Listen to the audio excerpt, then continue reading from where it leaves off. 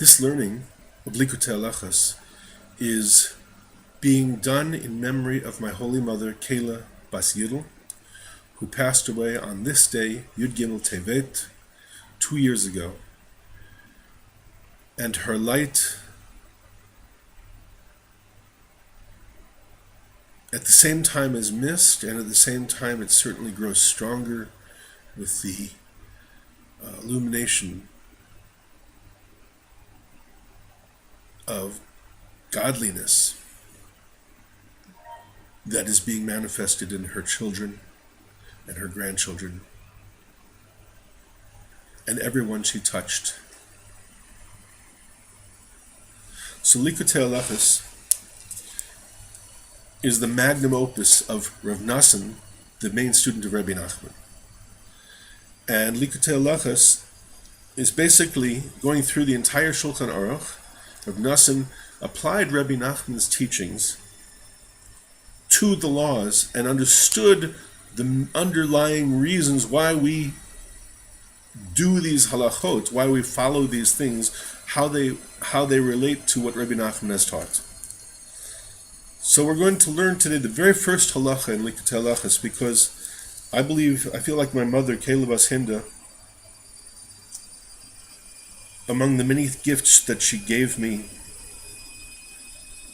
from the great light that she was in this world, gave me the gift of appreciating, if not yet being able to follow, rigid structure.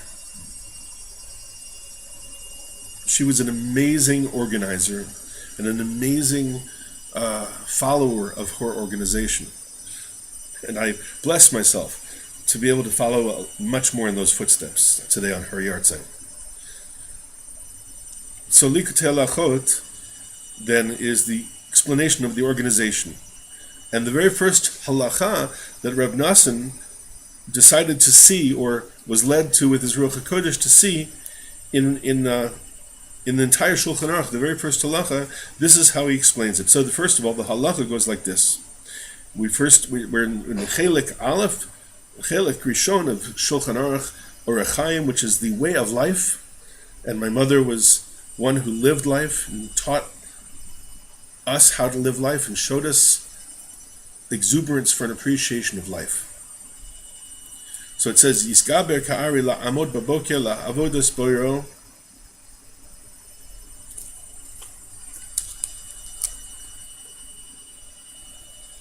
A person should overcome his lazy nature to pounce like a lion, to stand up in the morning, to serve his Creator. Sheyehu me'orer hashachar, that it becomes that he illuminates or awakens the morning. And then Haggad, the Ramah, the Ashkenazic explanation of Shulchan Aruch, goes on and says, Shivisi Hashem l'negdi tamid zeklal gadol b'Torah. That he said that I placed Hashem before me always is a great principle in Torah. That Shiviti means I made equal, and it means I placed. And he says that what we want to do is get up in the morning to serve Hashem with that awareness, to wake up and say, Modeh ani lefanecha melech chai v'kayam shechazarta bi nishmati. I thank you that I wake up aware of Hashem's presence in my moment-to-moment life. And that any type of activity or service that I'm going to be doing, I'm not doing just for me. Not just for me. I'm doing it motivated by that I'm getting up to serve Hashem.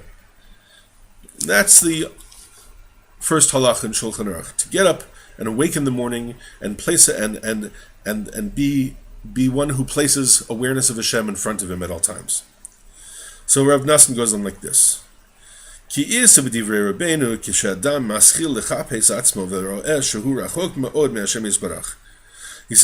Nachman talks about in the famous Torah of Reish Pei Beis, the Zamra, the Torah of the good points. So he says, when a person begins to search himself out, and he sees that he's very far from Hashem, and he's full of sins and blemishes, to a great extent. V'nidme lo shehu rachok mitov, and it seems like he's far away from good. Azai hu tzarich lechapes ulevakesh v'limtzo ba'atzmo ezer tov. Then he has to actually search out some point of good. Ki ech efshar shelo asa ezer tov me'amav. How could it be that he didn't do some little bit of good ever in his days? Va'af shehu ra'eh shegam ma'at tov shena'asa hu maleh p'tza'im. And even though he sees that the little bit of good that was done, actually it's sha'asa, that he did, is full of, that it's not complete good, it's full of blemishes, full of wounds, full of scratches. Ki me'orav bifsoles habe, because there's a lot of ulterior motives, there's a lot of the action. Part of the way to understand this is that when we do something, when we act, our entire consciousness actually is manifested within that action, because actions are koma shlema, they have a full complement of all the different influences. And so when we do an action, it's full of whatever. If I am not a whole person and I do an action, then that action, even though it's a good action, is full of lack of wholeness. And that's what he's saying here. Because, and we're talking this, we want to see, you might think, oh, what's so bad about that? I did something good, and so what? That's not the point. The point is, this is about growing. This is about not being satisfied. First, we have to come to understand that we're really good, and that's what this is saying. You have to understand that even if it's true that you have this consciousness, you have to understand that the little bit of good that you did is so good. So, see, even though it's full of all types of blemishes, it's still impossible that in its purest place, in some place, there's absolute pure good there. And he's got to know that, and we have to know that. And then he has to find in himself another piece of little bit of good. And even though he sees that good is also blemished. But nevertheless, it still has a pure point of good. And similarly, he's got to look out, find himself other good points. And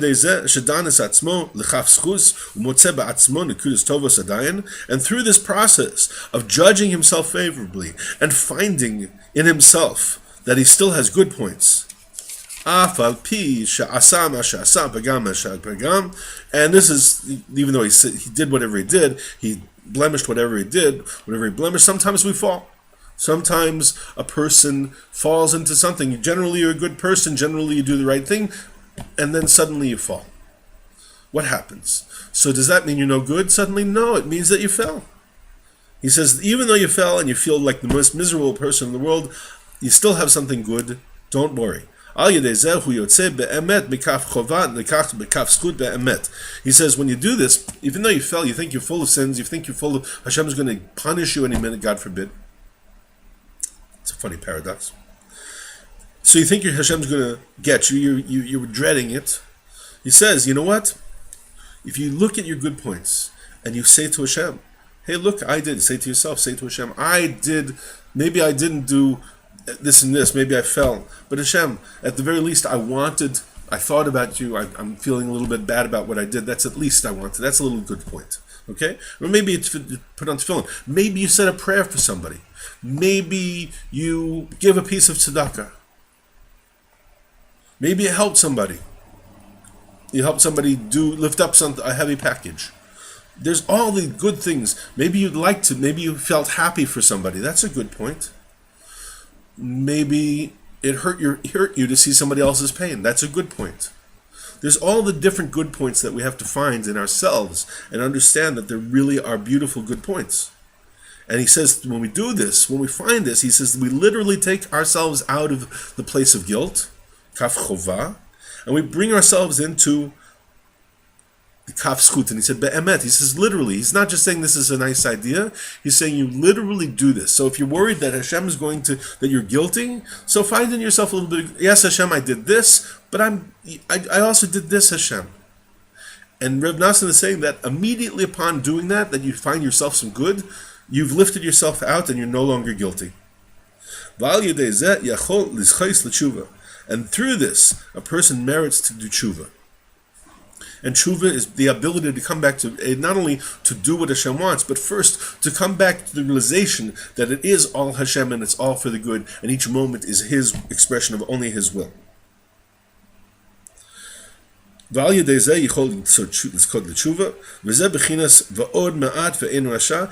is the aspect of what Rabbi Nachman teaches, is the meaning of the Psalm, or the verse in Psalms that says "Va'od ma'at ve'en rasha," a little bit more, and he's not an evil one. Vitbonanta al mekomo ve'enenu, that you look at his place and he's not there. Rabbi Nachman says that refers to that od ma'at, that little bit of od, where he's still. Od means still. Od ma'at, a little bit of od, the little place where he's still pure. Okay. Od ma'at ve'en rasha, that place where he's not rasha. And you look at that place, and then you look at where he was, that place where you thought you were Rasha, where he thought he was Rasha. Ve'inanu, he's not there, he gets lifted up. So Rabbi Nachman explains that.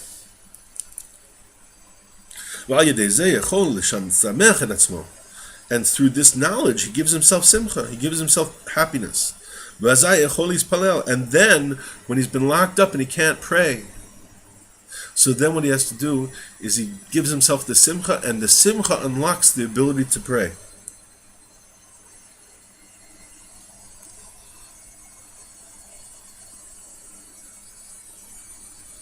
And Rabbi Nachman connects the two different psukim in another place. He says, so that Azam Elokai Ba'odi is, Rabbi Nachman says that when we look at the good points, we receive melodies. And that's what it says, Azamra lelokai ba'odi. I will sing to my Creator with my od. We said that the od, that was the place where it's still pure good. Od ma'ad ve'in rasha, a little bit of od, a little bit of good that's not defiled, and where he's not a rasha, and it lifts him up. Then Azamra lelokai ba'odi, in another place in Tehillim we say that I will sing to Hashem with my od. He says that's what it means, that we get to pray, that when we look at the od, the place where we're perfectly pure, and to really recognize that and to know that lifts us up out of our guilt. And he says when we know that, we feel simcha, and when we feel simcha, then we can pray. And so that's the azam lelokai be'odi. That little bit of good lifted me up, made me happy, and I was able to pray and sing to my Creator.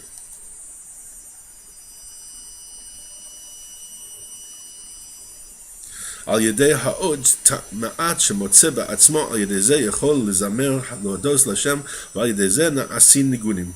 And he says, this makes melodies. Ki nigunim na'asim al yedei shemevarim ruach tova min ruach nichaya.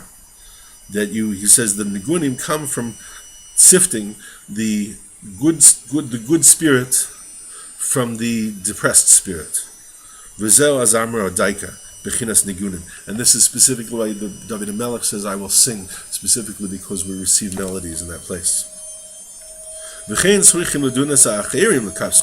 we also have to merit, we have to give merit to others. We have to look up, judge others favorably. And this is a place, I believe, that my mother, Kayla Bas Hinda, she should rest in peace, and her memory should be for a bracha in the world. I believe that this is where one of the places she excelled, in looking at and seeing good points, and in looking at others and giving them the benefit of the doubt.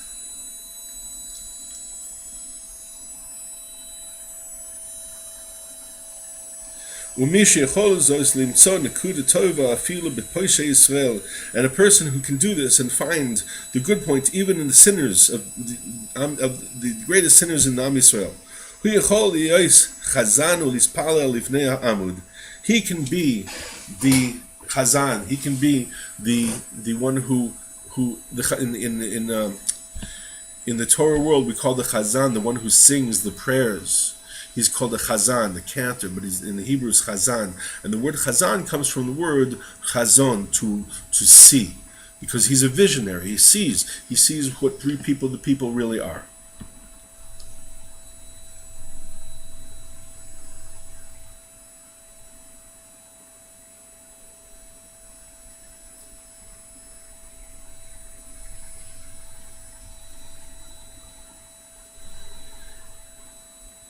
And that Chazan has the ability to stand before the prayer, being the leader of the prayer quorum, to sing before Hashem, because he realizes he's in a minyan with holy Jews.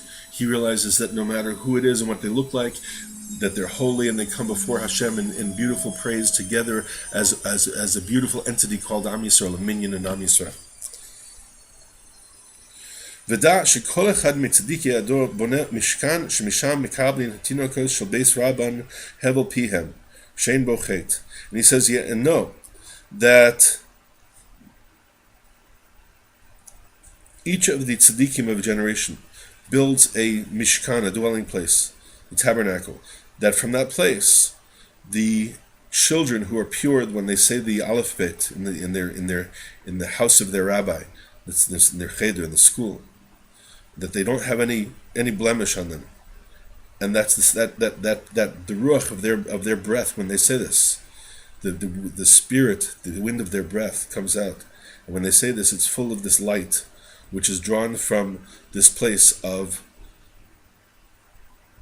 mishkan, of the dwelling of the divine presence. And the Zeh HaTzadik, and who's the tzaddik? Who's the tzaddik we're talking about? The one who sees the good in everybody. He's called the tzaddik, he's called the chazan, he's called the visionary. He's the tzaddik of the generation. When he sees the good in other people, and he sees the good in himself, and she sees the good in other people, she sees the good in herself. So that person becomes an aspect of a tzaddik. And they cause the divine presence to dwell. And then that light is the light that shows up, where? In the children's words that they're saying without knowledge. They're full of purity, and light comes straight through them. And they may not have the idea of Hashem, but they're little children. They're just saying the words. They're just learning to say aleph bet, and that vapor that comes out of their mouth is full of this light.